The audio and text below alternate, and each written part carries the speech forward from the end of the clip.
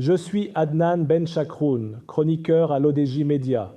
Aujourd'hui, je vous parle d'un paradoxe moderne. Comment l'Aïd el-Kébir, fête de liens et de chaleur humaine, s'est peu à peu transformé en un tourbillon de messages silencieux.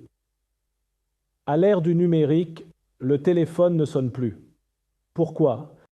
J'ai fait défiler cette année encore les vœux de l'Aïd dans ma galerie, des centaines d'images identiques, des moutons numériques, des fonds dorés, des Tkabala Allah automatisés.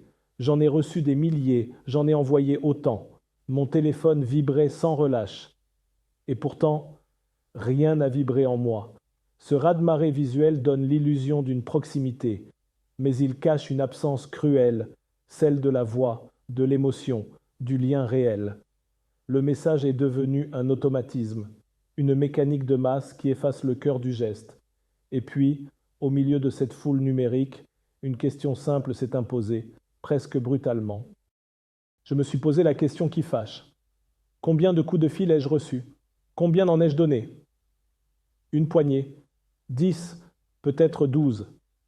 Des appels humains, vivants, des voix hésitantes, des rires au bout du fil. C'est peu, c'est précieux. Nous sommes hyper connectés, mais si peu liés. Le vrai lien passe par l'oral, par la voix, par ces silences qui précèdent le mot juste. Ce n'est pas la quantité de messages qui compte, mais la qualité du lien.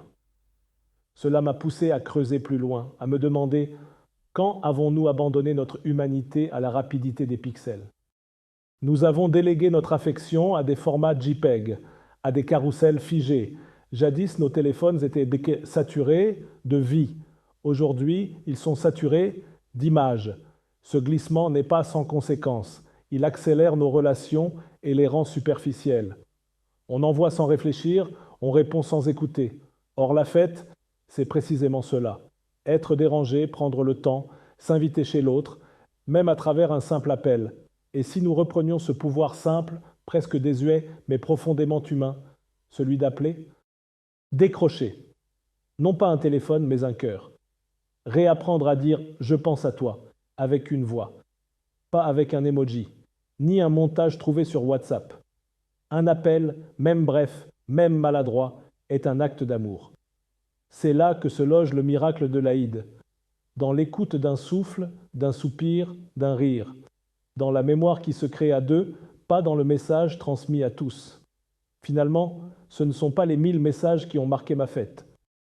Ce sont ces 10 appels, seulement 10, qui ont donné un vrai goût à cette fête, parce qu'ils portaient d'est quelque chose d'unique, la sincérité d'un instant partagé.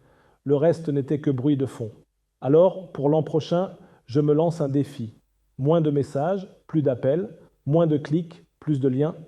Et si le vrai miracle de l'Aïd, c'était de dire salam et de prendre le temps d'en écouter l'écho? Merci de m'avoir écouté. Je suis Adnan Ben Chakroun pour l'ODJ Média. La semaine prochaine, je vous parlerai d'un autre silence, celui que nous appelons progrès. À très bientôt et surtout, n'oubliez pas d'appeler, pas seulement d'envoyer.